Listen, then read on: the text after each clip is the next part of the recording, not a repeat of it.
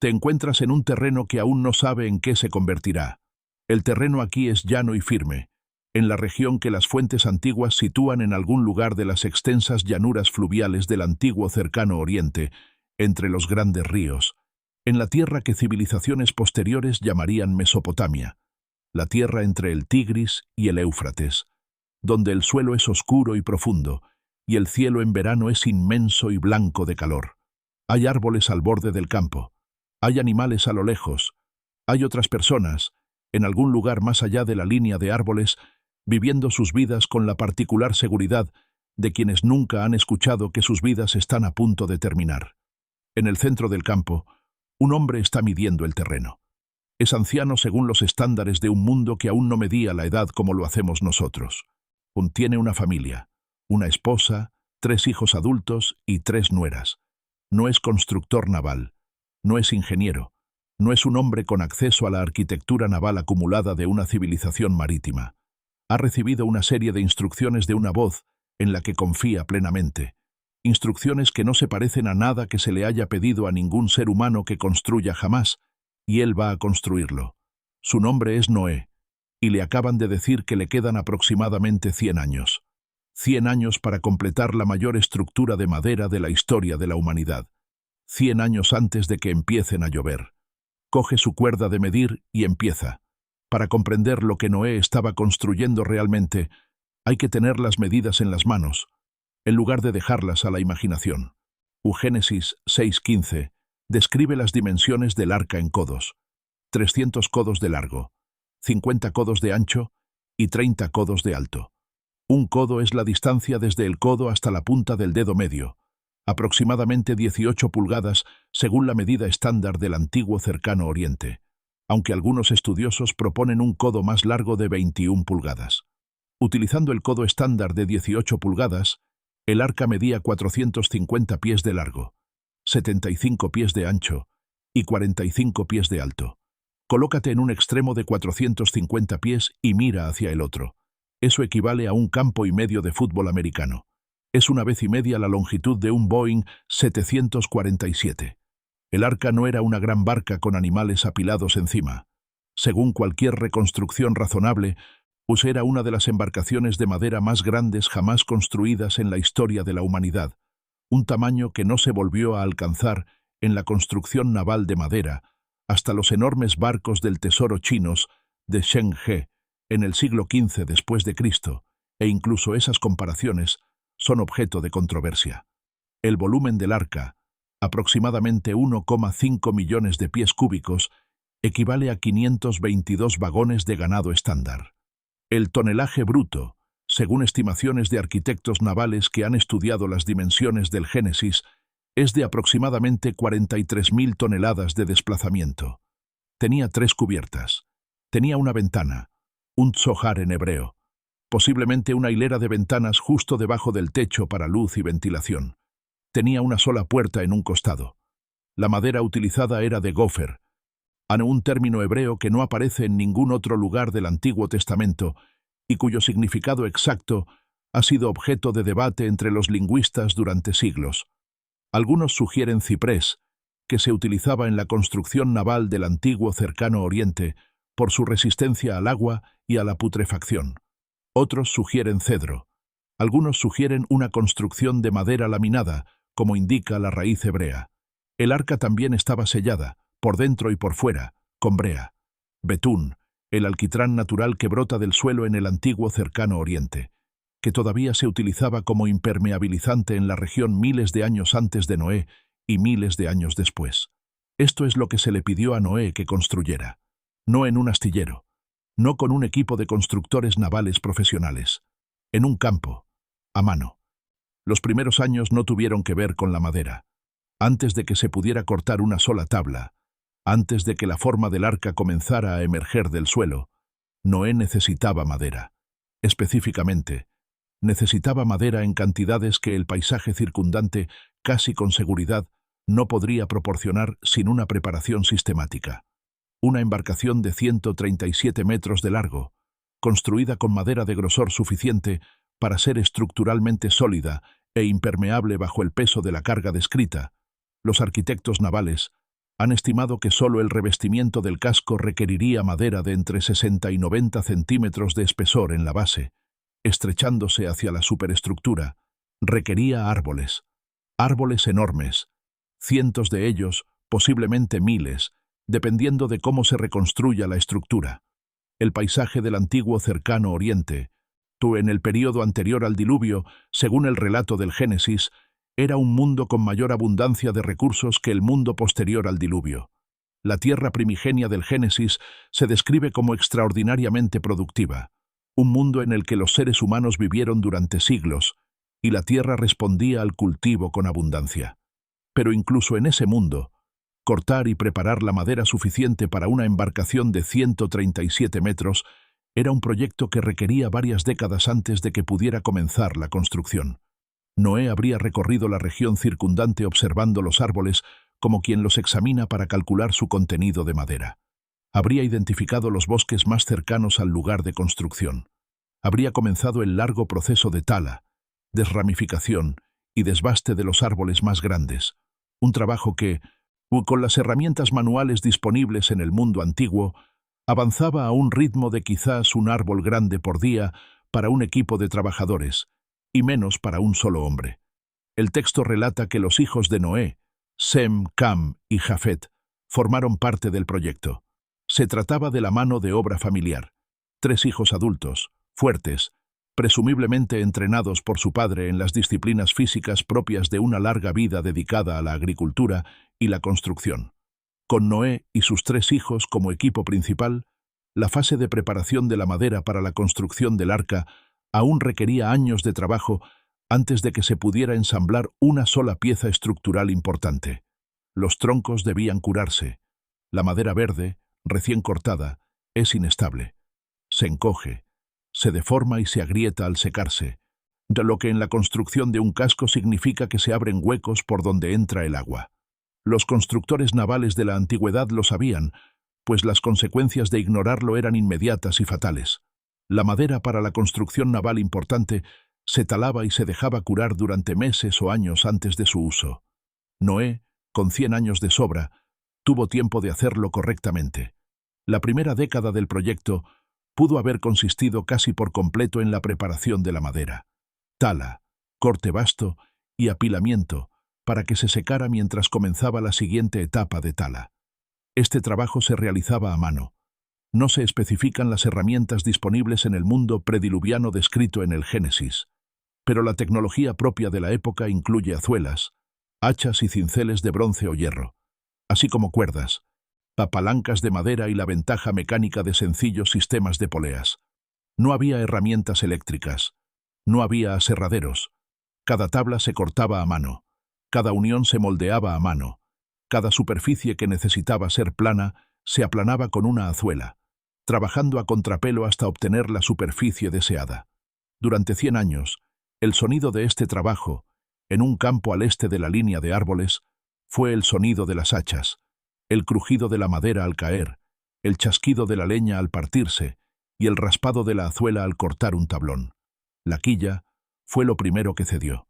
En la construcción naval de madera, en todas sus tradiciones, la quilla es la columna vertebral del barco, la viga longitudinal central que recorre toda la longitud del casco, a la que finalmente se une todo lo demás. Para un barco de 450 pies de eslora, la viga de la quilla tendría que recorrer toda su longitud sin juntas, o bien unirse mediante empalmes, unando las piezas de madera superpuestas y fijaciones en ángulo, de forma que se mantuviera la integridad estructural bajo las enormes cargas longitudinales de un barco de este tamaño en alta mar. Una quilla de 137 metros de largo, hecha de una sola pieza de madera, requiere un árbol de tamaño extraordinario, un árbol que habría tardado siglos en alcanzar las dimensiones necesarias. El mundo prediluviano, en el que el relato del Génesis sugiere una extraordinaria abundancia natural, pudo haber proporcionado tales árboles. O bien Noé construyó una quilla empalmada con varias vigas, unidas y fijadas a la antigua usanza. De cualquier manera, la colocación de la quilla marcó el momento en que el proyecto se hizo visible como tal.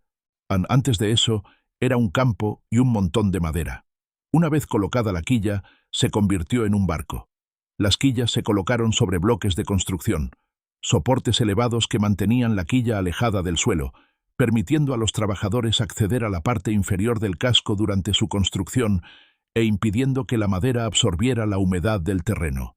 Noé habría nivelado primero el lugar de construcción, 450 pies de terreno nivelado, mantenido con precisión, para que la quilla quedara recta y el casco que se formaba a partir de ella no desarrollara una torsión que comprometiera su navegabilidad antes incluso de tocar el agua. Nivelar a mano 450 pies de terreno, con la precisión suficiente para la construcción naval, utilizando un nivel de agua, o a una plomada y removiendo mucha tierra con paciencia, es en sí mismo una operación que lleva varias semanas. Noé lo hizo. Lo hizo porque hacerlo mal significaba que todo lo que se construyera encima también estaría mal, y él comprendió, porque la voz que le dio las instrucciones también le indicó las consecuencias, que todo lo que se construyera después tenía que estar bien. Tras la quilla venían la roda y el codaste, las vigas verticales curvas en la proa y la popa que definían los extremos de la embarcación y a las que se sujetaban los extremos del casco. El corte de estas piezas a partir de madera curvada naturalmente, los constructores navales las llamaban madera de brújula, de que se encontraba en las raíces y ramas curvas de los árboles grandes, requería la identificación y tala de árboles específicos cuya veta seguía la curvatura necesaria. Noé habría estado buscando estos árboles desde el principio del proyecto, marcándolos, volviendo para comprobar su crecimiento y talándolos cuando alcanzaban las dimensiones requeridas. Luego, las cuadernas, las costillas del barco, que se elevan desde la quilla a ambos lados, definen la forma de la sección transversal del casco en cada punto a lo largo de su longitud. Para una embarcación de este tamaño, y las proporciones descritas en el Génesis, una relación eslora-manga de 6:1, que se encuentra dentro del rango de un diseño de barco estable, las cuadernas habrían sido enormes vigas de madera, o cada una moldeada individualmente según la curva del casco en su posición, y cada una fijada a la quilla con clavos de madera y fijaciones metálicas. La fase de armazón fue la que hizo que el arca fuera reconocible a distancia. Antes del armazón, era una quilla sobre bloques. Después del armazón, era un esqueleto. Las enormes costillas curvas de una embarcación que se alzaba desde la llanura mesopotámica, visibles contra el cielo a kilómetros a la redonda. La forma de algo gigantesco tomando forma en un campo donde antes no había nada. En ese momento, habrían venido los vecinos a mirar. Tanto el texto del Génesis como las epístolas del Nuevo Testamento hacen referencia, de distintas maneras, a la reacción de la población ante el proyecto de Noé. La segunda epístola de Pedro lo llama predicador de justicia. Para la carta a los hebreos afirma que Noé, movido por un santo temor, construyó un arca para salvar a su familia, y por su fe condenó al mundo. La implicación en estos textos es que la construcción del arca por parte de Noé no fue una actividad privada, llevada a cabo sin que nadie lo supiera. Fue visible, fue pública, y al parecer la gente no lo apoyó. ¿Qué dijeron los habitantes del mundo de Noé cuando vieron el esqueleto de una embarcación de 137 metros de largo emergiendo en un campo a kilómetros de cualquier vía fluvial navegable? El texto del Génesis describe el mundo anterior al diluvio en términos de violencia y corrupción. Toda inclinación del corazón humano era continuamente malvada. La tierra estaba corrompida a los ojos de Dios y llena de violencia. No se trata de un mundo de indiferencia. Es un mundo con una atmósfera moral específica, en la que las personas que pasaron por el lugar de construcción de Noé y observaron cómo se levantaban las estructuras, eran personas moldeadas por esa atmósfera. Se habrían reído. Esta es la conclusión razonable que se desprende de las referencias del Nuevo Testamento y de la lógica de la situación. Un hombre construyendo un barco en un campo, afirmando que se avecinaba un diluvio, en un mundo que tal vez nunca había visto lluvias significativas. Génesis 2, 5-6 sugiere que el mundo anterior al diluvio se irrigaba con manantiales subterráneos y niebla en lugar de lluvia, lo cual concuerda con la descripción posterior del diluvio como algo para lo que la gente no tenía referencias.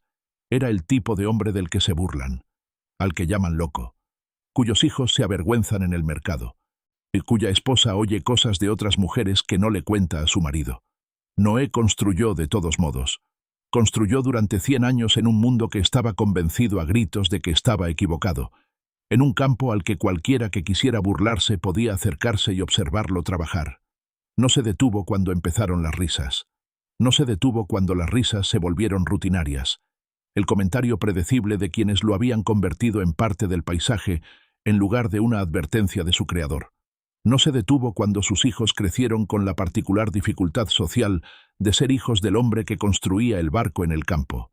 Siguió cortando madera, dando forma a las cuadernas y ajustando los tablones, porque la voz que le decía que lo construyera no le había dicho que se detuviera. Este es uno de los aspectos menos estudiados de la historia de Noé. No el diluvio, no los animales. Los 100 años de trabajo diario a la vista de un mundo que estaba seguro de que estaba equivocado. El entablado llevó años. Una vez colocadas las cuadernas, el casco, la capa exterior de la embarcación, la madera que impediría la entrada de agua, debía ir encajando tabla por tabla desde la quilla hacia arriba. En la antigua construcción naval de madera, esta era la fase más laboriosa y que requería mayor habilidad. Cada tabla debía moldearse para adaptarse a la curvatura del casco en su ubicación, biselarse en sus bordes para que hicieran un contacto preciso con las tablas adyacentes, fijarse a las cuadernas con clavos de madera insertados a través de agujeros previamente perforados, y finalmente, calafatearse y sellarse. El material de calafateo era brea, betún, que en el relato del Génesis se aplicaba tanto por dentro como por fuera. El betún se encuentra de forma natural en el antiguo Cercano Oriente, brotando del suelo en depósitos superficiales conocidos y utilizados desde los primeros asentamientos humanos en la región. La ciudad de Babilonia lo usaba como mortero. Estaba disponible, pero reunirlo en las cantidades necesarias para una embarcación de 137 metros, 450 pies, para cada junta exterior del casco, cada junta interior, con múltiples capas aplicadas en caliente y trabajadas sobre la veta de la madera, constituía en sí misma una importante operación de obtención de materiales. Noé habría identificado fuentes de betún a una distancia razonable del lugar de construcción. Habría desarrollado un proceso para calentarlo. El betún aplicado en frío no penetra bien en la madera. Calentado a la temperatura adecuada, fluye hacia la veta y alrededor de las fibras de sellado, endureciéndose al enfriarse. Habría aprendido, mediante ensayo y error en los primeros tablones, la temperatura exacta a la que debía calentarse, la rapidez de aplicación y cuántas capas eran necesarias para lograr una junta completamente impermeable. El interior del arca también estaba sellado. Todas las superficies, paredes, suelos, elementos estructurales, recibieron un tratamiento de brea. Esto cumplía dos propósitos: impermeabilizar contra el agua que pudiera filtrarse desde el exterior en cualquier condición marítima y preservar la estructura de la madera frente a la humedad que generaría la carga animal durante el largo período del viaje. Un arca que transportara la carga descrita durante el tiempo descrito. Las aguas del diluvio prevalecieron durante 150 días, y el tiempo total desde el comienzo de la lluvia hasta la salida de Noé del arca es aproximadamente un año en la cronología del Génesis. Requería superficies interiores que no se pudrieran desde dentro, mientras el casco mantenía unido el exterior. Las 3 cubiertas se construyeron a medida que el casco crecía. Las vigas de cubierta, pesadas vigas horizontales que abarcaban el ancho de la embarcación en cada nivel, se colocaron a medida que las cuadernas alcanzaban la altura adecuada, proporcionando refuerzo estructural tanto al casco como al piso de cada cubierta. El texto del Génesis especifica habitaciones, celdas, compartimentos, lo que sugiere una división interior sistemática de cada cubierta en espacios definidos. Este trabajo de carpintería interior, realizado mientras se entablaba y se colocaba el revestimiento exterior del casco, añadió un flujo de trabajo paralelo a un proyecto de construcción ya de por sí complejo. Noé y sus 3 hijos trabajaban simultáneamente en varias fases. Mientras 2 se dedicaban al revestimiento del casco, uno daba forma a las cuadernas de la superestructura y otro colocaba las vigas de la cubierta. La coordinación necesaria, la secuencia de trabajo para que cada fase estuviera lista cuando la siguiente la necesitara, para que la madera estuviera curada antes de ser utilizada, para que la brea estuviera disponible cuando el revestimiento estuviera listo para ser sellado. Era la de un jefe de proyecto que tenía 100 años para hacerlo bien, y comprendía que un error tendría consecuencias que se extenderían más allá de su familia, llegando incluso a la preservación de la vida misma. Hay una pregunta que plantea el relato del Génesis pero que no responde del todo, y es la pregunta de mayor interés práctico en toda la narración de Noé. ¿Cómo consiguió meter a los animales y cómo los mantuvo durante un año? Génesis 7 relata que Dios le ordenó a Noé que llevara al arca 2 ejemplares de cada ser vivo, macho y hembra, para que sobrevivieran. Los animales puros, 7 en parejas, y los impuros, 1 en cada una. Los animales se acercaron a Noé. El texto utiliza la expresión, los animales se acercaron a él, se dirigieron hacia el arca, lo cual, en el relato del Génesis, implica una guía divina, más que la caza y captura de la fauna del mundo por parte de Noé. Pero entraron en un arca que Noé había construido para ellos. Las celdas y compartimentos mencionados en Génesis 6 eran los alojamientos para los animales. La ventilación proporcionada por el tzohar, la ventana o hilera de ventanas, estaba dimensionada según los requisitos de calidad del aire de la carga descrita. La resistencia estructural de las 3 cubiertas se calculó para el peso de los animales, cuya masa combinada constituía la mayor carga viva que jamás se le había pedido a un barco en la historia. Noé había pensado en esto. Llevaba décadas construyendo el alojamiento para los animales antes de su llegada. Había considerado, en la medida en que un hombre de su época y con sus conocimientos podía hacerlo, lo que requeriría un viaje de un año con esa carga. Almacenamiento de agua dulce. El arca contaría con capacidad para recolectar y almacenar agua de lluvia suficiente para un año para las personas y los animales a bordo.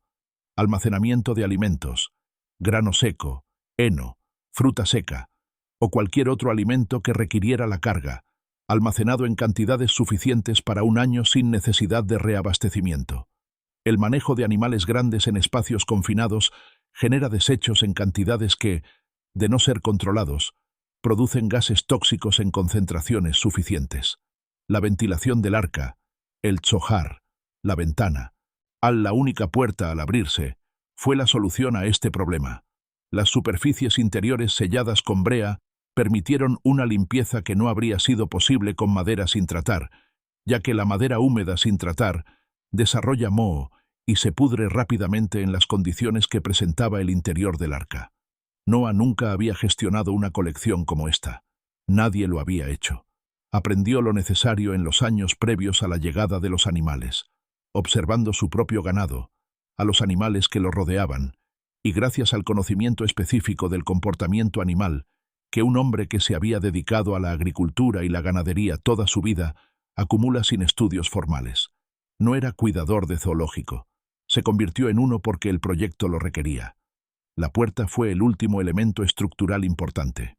O a una sola puerta en el costado de la embarcación, como se especifica en Génesis 6:16. No se indica el tamaño de la puerta, pero el requisito de que permitiera el paso de la carga descrita, incluidos animales grandes, implica una puerta de dimensiones considerables. El enmarcado de la abertura de la puerta en el casco representó un desafío estructural. Toda abertura en un casco es un punto potencial de falla, un lugar donde se interrumpe la continuidad de la estructura de la embarcación y donde, bajo las cargas impuestas por la acción de las olas y el peso de la carga, la estructura alrededor de la abertura tiende a deformarse. El enmarcado alrededor de la abertura de la puerta debía ser más pesado que la estructura circundante, distribuyendo las cargas alrededor de la abertura, de manera que se mantuviera la integridad del casco. La puerta misma debía sellarse contra la presión del agua desde el exterior. En Génesis 7:16, después de que Noé, su familia y los animales entraron, Dios selló la puerta. El texto hebreo dice que el Señor lo encerró. El sellado de la puerta, cualquiera que fuera su mecanismo físico, marcó el final del proyecto y el comienzo del viaje. Los 100 años de construcción, la década de preparación de la madera, el armazón, el entablado, el revestimiento, el ajuste y el trabajo diario a la vista de un mundo que se reía, todo culminó con el sellado de una puerta desde afuera. Y entonces esperaron. 7 días. El Génesis relata que, después de que Noé entrara en el arca y se sellara la puerta, esperaron 7 días antes de que comenzara a llover. 7 días dentro de una embarcación sellada con la carga completa, antes de que cayera una sola gota de lluvia, antes de que llegara la más mínima confirmación de los 100 años de trabajo. 7 días en los que el mundo exterior, presumiblemente, seguía con su vida normal, riendo, convencido, completamente equivocado. El 17º día del segundo mes del año 600 de la vida de Noé, sucedieron 2 cosas simultáneamente. Todos los manantiales del gran abismo brotaron, y las compuertas de los cielos se abrieron. El agua llegó de abajo y de arriba a la vez. Los sistemas de agua subterránea del mundo antiguo, el gran abismo, el Tehom, la misma palabra que se usa en Génesis 1 para las aguas primordiales, que Dios separó en la creación, brotaron a través de la corteza terrestre, y cayó la lluvia. No la lluvia suave de una temporada agrícola. Génesis la describe como una lluvia que cayó durante 40 días y 40 noches sin interrupción, un evento de lluvia sin precedentes en toda la experiencia humana hasta ese momento, porque el mundo anterior al diluvio no había sido irrigado por la lluvia. La gente que estaba fuera del arca jamás había visto llover. Ese detalle es el que más cambia la percepción de las primeras horas del diluvio desde fuera. No tenían ninguna referencia para entender lo que estaba sucediendo. El agua que brotaba del suelo podrían haberla atribuido a una crecida primaveral, algo que había ocurrido antes a menor escala. Pero el agua que caía del cielo, continuamente, en las cantidades que describe el Génesis, era algo totalmente ajeno a toda experiencia humana previa. No existía una palabra para describirlo en ningún idioma anterior al diluvio. Aquello que les sucedía no tenía nombre. Noé, dentro del arca sellada, oyó la lluvia caer sobre las tablas de cedro cubiertas de brea que había sobre él. Oyó el agua subir contra el casco por fuera. Sintió que el arca comenzaba a moverse cuando el agua alcanzó los bloques de construcción y la quilla se elevó, separándose del suelo sobre el que había reposado durante 100 años. El primer movimiento de la embarcación, la transición precisa de la inmovilidad a la flotación, el momento en que el peso del arca se transfirió del suelo al agua, fue el momento en que 100 años de fe se convirtieron en 100 años confirmados. El arca flotó. El brea se mantuvo firme. Los marcos no se doblaron. El entablado no se abrió. Las juntas no fallaron. Todo lo que Noé había calculado, moldeado, ajustado y sellado durante un siglo, se mantuvo intacto en el momento en que fue puesto a prueba por el peso de las aguas del mundo. Había construido algo que funcionaba. El mundo exterior estaba desapareciendo. Las montañas fueron las últimas en desaparecer. El Génesis relata que las aguas subieron 15 codos por encima de las montañas más altas, aproximadamente 22 pies por encima de las cumbres. Toda la superficie de la tierra estaba cubierta de agua. La topografía específica del paisaje que Noé había recorrido durante 600 años, el campo donde había medido el terreno y comenzado a colocar la quilla, la línea de árboles donde había talado los primeros grandes troncos, los caminos por donde había caminado hasta los depósitos de betún y de regreso, o los rostros de las personas que habían pasado junto a su obra durante 100 años y se habían reído. Todo eso estaba ahora bajo el agua. Dentro del arca continuaba la gestión diaria de la carga. Los animales necesitaban ser alimentados y abrevados, y se debían retirar los desechos. La estructura requería vigilancia. Cualquier casco en condiciones marítimas desarrolla pequeñas fugas. Sus juntas se desgastan con el oleaje y requiere mantenimiento y reparaciones constantes. Noé y sus hijos se movieron por las cubiertas de una embarcación que habían construido con sus propias manos, en condiciones que ninguno de ellos conocía, durante 150 días, mientras duró la marea. 150 días son 5 meses. 5 meses en una embarcación sin horizonte visible, sin referencias terrestres, sin forma de navegar, o sin destino al que apuntar porque aún no existía ningún destino sobre el agua. El arca no navegó a ninguna parte. Derivó. El viento que Dios envió para hacer retroceder las aguas también empujó el arca, sin timón ni vela, sobre la superficie de un mundo que era agua entera en todas direcciones. La espera dentro del arca tenía una cualidad particular que los años de construcción no poseían. Los años de construcción estaban llenos de trabajo, de progreso diario, de la evidencia acumulada de algo que se estaba creando. Los años a la deriva estaban llenos de mantenimiento y rutina, y del horizonte de agua que lucía igual cada día de los 5 meses. La fe que se había expresado en el trabajo físico ahora se expresaba en la resistencia física. Ambas requerían la misma convicción fundamental, que lo que la voz había dicho era verdad y que su veracidad no dependía de la evidencia inmediata. El primer día del 10º mes, las cimas de las montañas se hicieron visibles. Noé había estado esperando esto. El Génesis relata que abrió la ventana del arca y envió un cuervo, que voló de un lado a otro hasta que las aguas se secaron.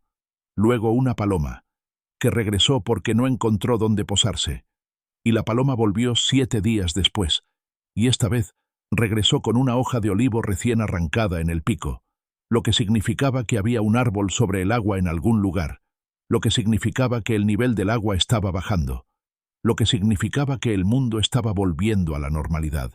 La paloma salió por 3ª vez, y no regresó. Había encontrado un lugar donde aterrizar. El suelo se estaba secando. El primer día del primer mes del año 601 de Noé, éste retiró la cubierta del arca, miró hacia afuera y vio que la superficie del suelo estaba seca.